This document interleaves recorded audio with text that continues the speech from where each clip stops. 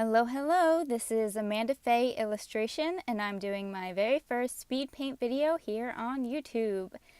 I have been wanting to start a YouTube channel for a really long time, so I just decided why not just jump right in. So today I'm doing a watercolor painting of a white tiger, and I found this reference photo on Adobe Stock. I had 10 free images to download. They're all high resolution, and this picture in particular was really visually striking. There was a lot of rich colors in the background, and especially against the stark white of the tiger, it was just something that I really wanted to paint.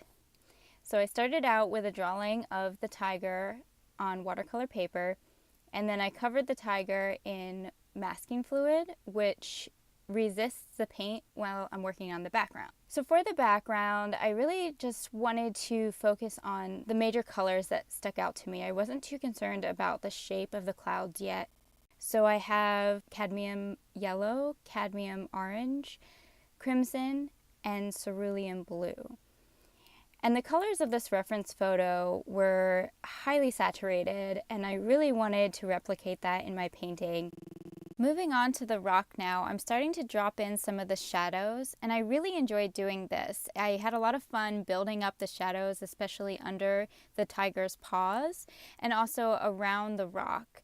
The rock also had a lot of texture in it, which was really fun to work on. I did a number of different techniques to build up that texture. To start out, I just laid down the first initial colors like I did in the sky, and then used a paper towel to lift up some of the color to keep in the really bright highlights.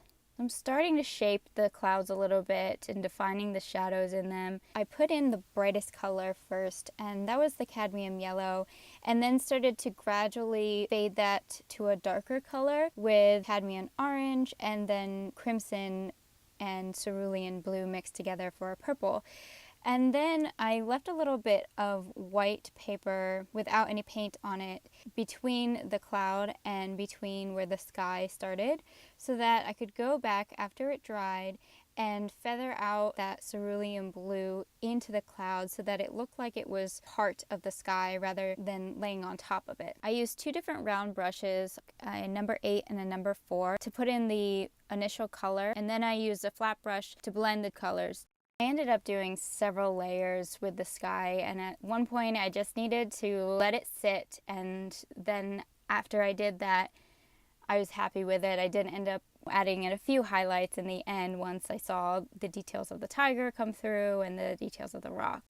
Now I'm going in with an opaque white, and this is Doc Martens bleed proof white. It has the consistency of a gel, but you're able to get variety out of it because you can use it more in the thicker style, or you can add water to it and it'll be more fluid. The opaque white helped a lot in getting the wispiness of the clouds. There's a lot of parts that didn't have the yellow or the purple backing. It was just a little bit of white that I diluted with water to get that opaque color. Now I'm going in with the ink, and this stuff was amazing. It was just a random buy at Michael's. It's Liquitex professional ink, and the color was so rich and so beautiful. It was exactly what I needed for the painting, and it was easy to work with alongside of watercolor because it is a liquid, and I was able to mix and blend both the watercolor and the inks together. I should mention that this isn't one continuous painting. I do stop the recording every so often so that I can dry the painting with a hairdryer. You either have to let the painting dry or use a hairdryer to speed up the process when working with watercolor, because otherwise you would get a muddy looking painting or the paper would be damaged by too much water. You'll see me going back and forth between working on the sky and working on the rock, and this is just to build up the color and texture in both the clouds and the rock. There was quite a bit of trial and error as well, and it was just something that I needed to be able to work through and have confidence that it was going to turn out the way that I had imagined it, and also the way that it was represented in the reference photo. Once I got to a point where I was happy with the sky, I then took off the masking fluid of the tiger and moved on to the rock. I actually decided to go back to the rock before moving on to the tiger because I wanted to allow the rock some time to dry while I was working on the tiger. To get the texture in the rock that I wanted, I used a stippling effect. So I have my number 8 round brush and I'm dipping my paintbrush in the paint and then dotting it on the paper with a variety of different colors. So I have a mixture of burnt umber, burnt sienna, cerulean blue, and crimson. And then I went in and laid down raw sienna. Once I finished dotting the colors, I blended them together by using a wet paintbrush without any paint on it and creating a gradient between those two colors. Here again, I use my paper towel to lift up some highlights, and then I go in again and put in another layer to make it darker. Moving on to the tiger, I'm starting out with a grisaille technique, which is where you just focus on the values before you start in with any colors.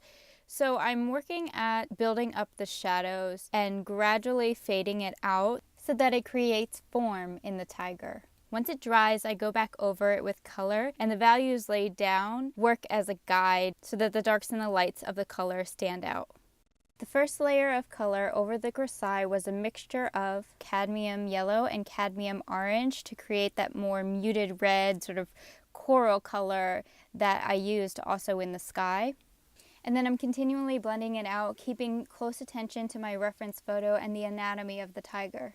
Then to allow time for that to dry on the tiger, I went back to the rock. I had to go back in quite a few times to make sure that I was matching the dark tones of the sky with the rock. Since I was only using watercolor on the rock, I needed to make sure that it was going to be dark enough and that the whole piece would be cohesive. After I put in the shadows of the tiger, I moved on to working on the stripes. The stripes were a mixture of burnt umber, burnt sienna, and cerulean blue. There was a slight greenish tint to the color while I was mixing it in the palette, but when I put it onto the paper, it translated as brown. When working on the stripes, I had to pay attention to the direction of the fur because that was going to make the form and definition of the tiger come through in the final piece. If I just did a plain stripe without any variation, it would look flat. The next layer of color was raw sienna. You always want to bring in some of the colors from your background into the foreground. This helps to tie the piece together and make it so that not one thing stands out. Once the highlights and shadows were in, I went back over the stripes to darken some areas to again help the form and definition of the tiger. I used the opaque white to create fur on the tiger, not as a highlight. I used raw sienna instead for my highlight, which creates variation. I also used the white for a reflection highlight, which you see underneath the paw. That separates the paw from the rock and distinguishes it as two separate pieces. I'm coming back around and defining more of the details. I'm using my number 4 paintbrush, which has a fine tip, so I'm able to get just a small amount of paint on the brush and really get in the small places on the painting, like the eyes and nose. This is the part of the painting where I'm being more precise with my paintbrush. I'm putting in small details now. I started out with just blocks of color and the initial impression that I got from the reference photo. I had to make sure that I wasn't covering up the shadows and highlights with the opaque white. Those corals and yellows in the tiger add depth and interest.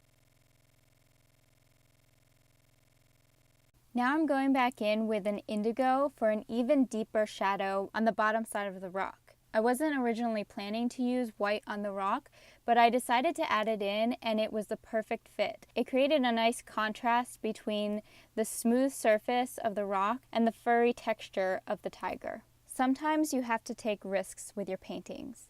They don't always turn out, but when they do, it's like you've completed a really complex puzzle, and it's really satisfying. Thank you all for watching. If you have any questions, please comment below, and make sure to subscribe and follow me on Instagram and Facebook for updates.